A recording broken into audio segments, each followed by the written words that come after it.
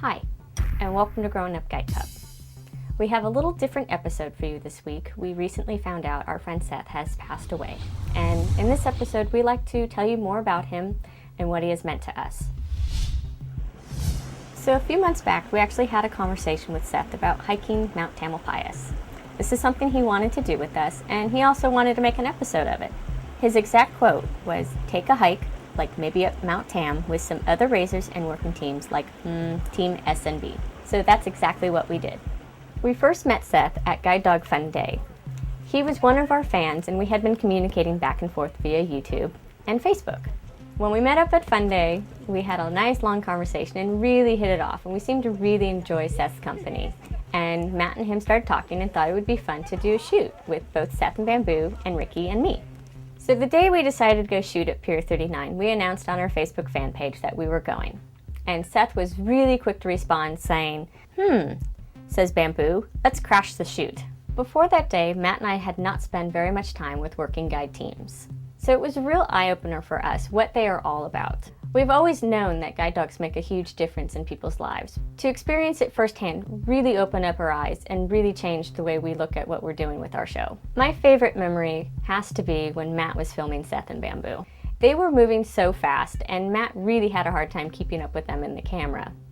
And on that day, we kept going, oh, let's go here. And before we knew it, Seth and Bamboo were gone, and we lost them in the crowd, and we had to go searching to find them because we just couldn't keep up with them. It was truly amazing, and it was an interesting experience for us.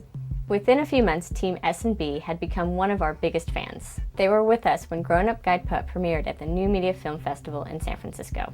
I kind of find I'm at a loss sometimes, you know. At a loss of just words? Exactly what to say to kind of convey the feeling of the relationship that you have. Especially like on that first meeting. You still remember it? Yeah. Oh, completely. I remember what Emily told me. Really? Yeah. You know, because she was closing the doors and she was like, this is Bamboo. And she's like, the first two things that I think of when I think about her is energy and intelligence, and those are two of the first things that I picked up when I met you. Yeah. And I was just like, wow, you know, and that was when Bamboo was sitting there and her tail was wagging so much that the front of her was shaking to like counterbalance. I don't think I'll ever really be able to forget that. What was really cool was that the episode that we shot with Team S1E48 at Pier 39 happened to be the one that the judges chose to be screened at the festival. Before Seth lost his sight, he was an avid mountain biker. And while we were hiking Mount Tam, we could see exactly why he enjoyed coming here so much. Seth had a huge passion for guide dogs and raising awareness about how much they had changed his life. It was infectious and it really moved us. He described to us that getting Bamboo got him out of a very dark place. And after getting her, he had found new freedom. Having a guide dog helped change his life.